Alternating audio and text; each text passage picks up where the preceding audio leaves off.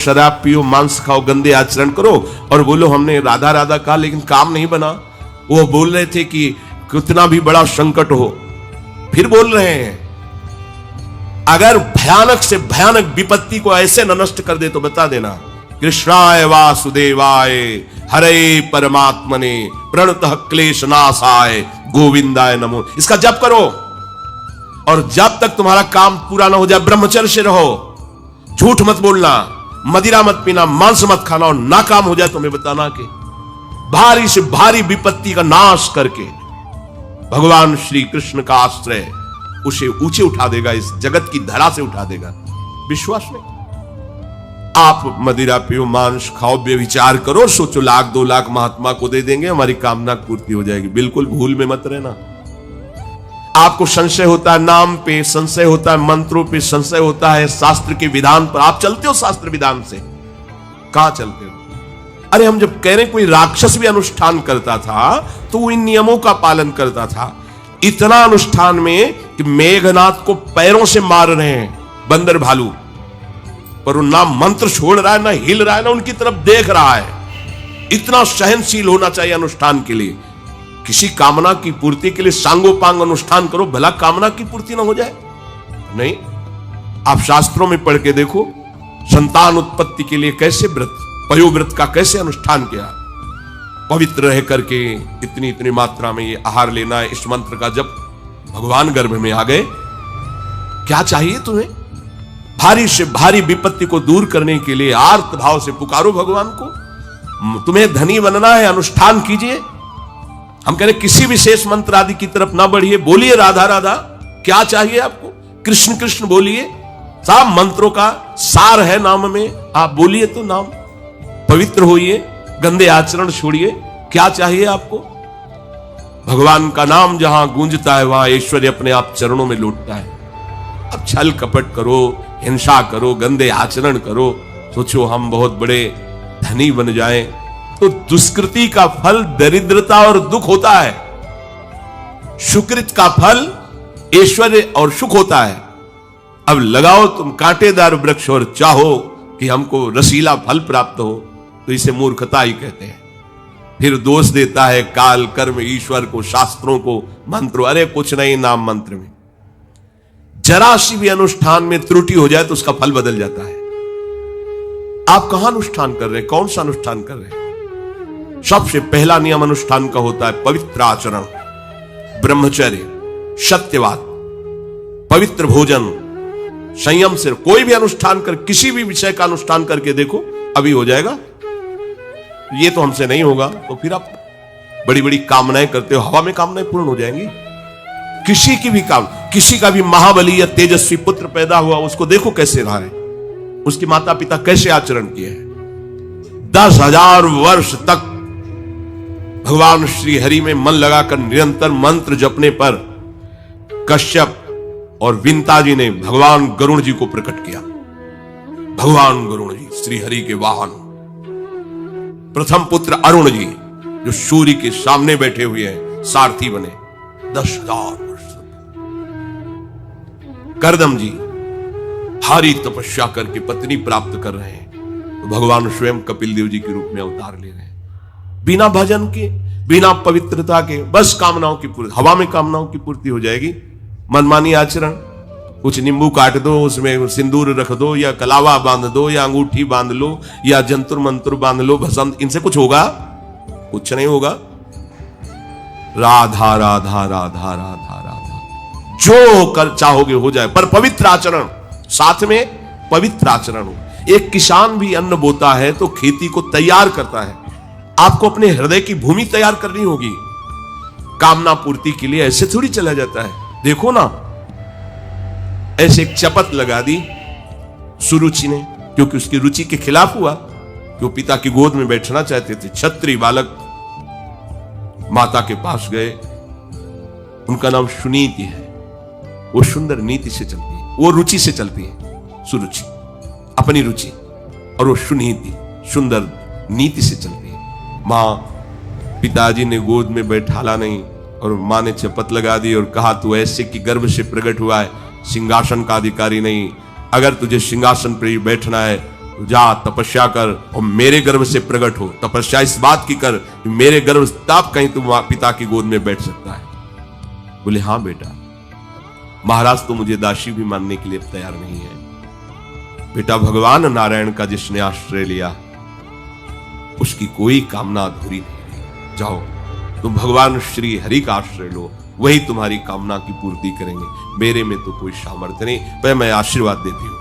मेरा आशीर्वाद कवच की तरह तुम्हारी रक्षा करेगा। 5 वर्ष का बालक चला भगवान की प्राप्ति के लिए। वो प्रेम नहीं चाह रहे हैं, वो पद चाह रहे हैं। कैसे जीवन व्यतीत किया देखो। 6 महीने की बात। बोले 6 महीने में 6 महीने में एक छोटा सा बालक इतना कष्ट सह रहा है। 6 महीने तो बहुत समय हो गया। भगवान तो इससे भी बहुत करुणा में एक आर्त पुकार में उपस्थित हो जाते हैं। एक बार जिन नाम ली हित सो होयति दीन। अगर कोई कामना नहीं है, केवल प्रभु की मिलन की चाह है और हृदय आर्त भाव से पुकार दे तो दूसरा नाम नहीं लेना पड़ेगा। एक बार जिन नाम ली हित सो होयति दीन, ताको संग न छाणहि ध्रुव अपनो कर लीन। ये महर्षि शेखरों के वचन है, कोई ऐसे मिथ्या वचन थोड़ी। श्वास को भी रोक लेते हैं। भगवान का जो मंत्र श्री देवर्षि नारद जी ने दिया उसी का ध्यान करो। ऐसा पद मिला कि सप्त ऋषि परिक्रमा करते हैं। ना उनके पिता को मिला, ना उनके पितामह को मिला। इसके आगे तो है ही नहीं। वो उत्तानपाद, महाराज मन, ब्रह्मा, बस ऐसा पद मिला कि किसी को पद नहीं मिला। पर आप देखो कामना की पूर्ति के लिए कैसे निष्ठावान होकर के प्राणों को समर्पित करके भगवान के बीड़ी सिगरेट पियो, प्याज लहसुन मांस मछली दुनिया की दलित दुराएं करो, हाँ हमारी कामनाओं की पूर्ति हो जाए। बेकार बकवास करते हैं लोग आकर। परमार्थ को एक हंसी बना दिया है, एक मजाक बना दिया है। संतों को एक नाटक बना दिया है। संत मार्ग को एक उपहास का स्वरूप बना दिया है। हमारी ये कामना की पूर्ति कर दो। उनका जीवन कामना की पूर्ति के लिए तुम्हारे है। अरे तुम्हें निष्काम करके भगवत साक्षात्कार कराने के लिए कि छोटी मोटी जिनमें तुम फंस कर तुम्हारी दुर्गति हो रही उसी में और वो बढ़ावा देने के लिए। पर संसार तो अपनी बात मानता है, उस ना शास्त्र की बात मानता है ना संतों की। भगवान कह रहे हैं वो सुकृति है जो मेरे से धन चाहते हैं, दुष्कृति तो आ ही नहीं सकता। तो आप सुकृति के आचरण करो। बड़ा विचित्र भाव है संसार का। चाहता है सुख, आचरण करता है दुख पाने वाले। दुष्कृति करो, पाप करो, सुख चाहो, कैसे हो सकता है भाई? कैसे हो सकता है ऐसा?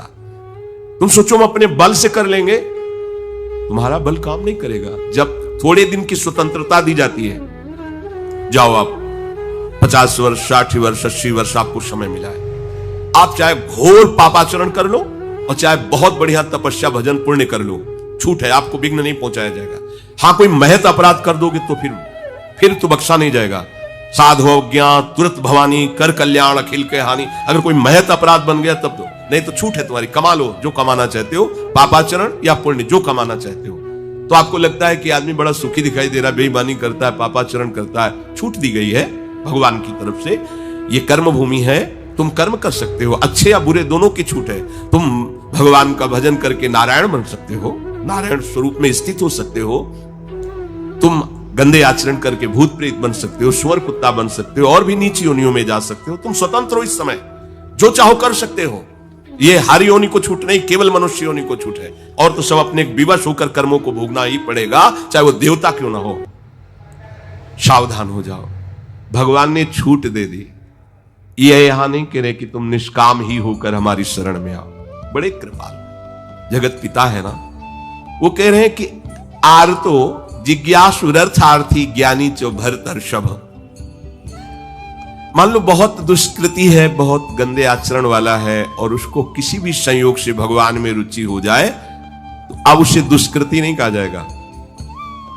अपने लोगों की यही कि अगर जीवन में कभी पीछे हमने उसको कोई ऐसा आचरण कर तो जीवन भर यही उसी आचरण को देखेंगे हम, ये वो गंदा आदमी है जिसने ऐसा किया। भाई एक तरंग आई थी, उस तरंग में उसके द्वारा वो गलती हो गई, इसके बाद वो भगवान की शरण में वो सुधार, वो महात्मा बन जाएगा। पर हमारी दृष्टि उसके नाम जपने पर, उसके भगवत मार्ग में चलने पर नहीं, क्योंकि हम लोग उसी का आदर करते हैं। वो झूठ बोला था, वो झूठ बोलने वाला है, वो बेईमानी की थी, वो हाँ गंदी दृष्टि से उसने देखा था, वो ऐसे ही दृष्टि उसकी रहेगी। नहीं, ऐसा नहीं। दुष्कृति आचरण करने वाला किसी संयोग से यदि उसकी भगवान नाम में रुचि हो गई, सत्संग में रुचि हो गई, भगवान का आश्रय ले लिया, तो भगवान कहते साधुरिव समंतव्य। अब उसे साधु मानो, बड़ा पुण्यात्मा है, क्योंकि मेरे आश्रय में आ गया, मेरी शरण में आ गया। भगवान कृपा करके ये चार बातें कह रहे हैं। अगर आपको कोई भारी से भारी संकट है, चाहे जितना बड़ा संकट हो, कई घटनाएं अपने जीवन में हमने देखी, आश्चर्यमयी घटनाएं, जो बिल्कुल बस केवल भगवान ही बचा सकते थे। मुरारी शरण जी और कई संत अपने गिरिराज जी की परिक्रमा में रात्रि में गए थे।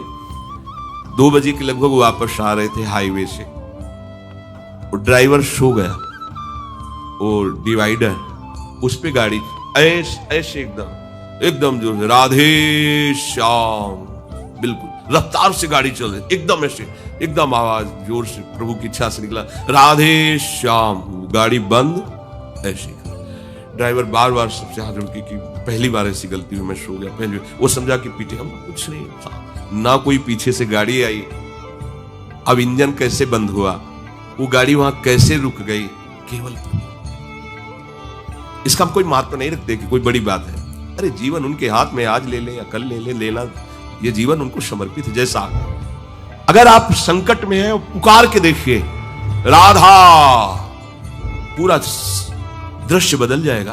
पुकार के तो देखिए, पर बिना अपनापन हुए पुकार नहीं सकते आप उस समय। अरे दैया रे, राधा नहीं निकले, अरे बाप रे, ऐसे आएगा, राधा नहीं निकलेगा क्योंकि तुम्हारे दैया और बाप है ना। हमारे तो यही है जो कुछ है, राधा। दर्शन करने राधा वल्लभ जी के जा रहे थे, शराब पिए मोटरसाइकिल से, उधर से कोई आ रहा था, हमारे दोनों पैरों के बीच में पहिया मोटरसाइकिल, रफ्तार से हुआ, बस ऐसे। अब आगे हाथ रखी जाएगा जब वो ऐसे, वो जो खोपड़ी सी होती है मोटरसाइकिल, ऐसे श्री राधा, बंद। बोला बाबा बंद कैसे हो गई? कभी बंद ना हो जाती तो हमें बंद कर देते। तो बोले बाबा हम शराब पिए थे तो हमसे संभली। हम कुछ नहीं कह रहे, आप जाइए। बोले हमें तो आश्चर्य कि बंद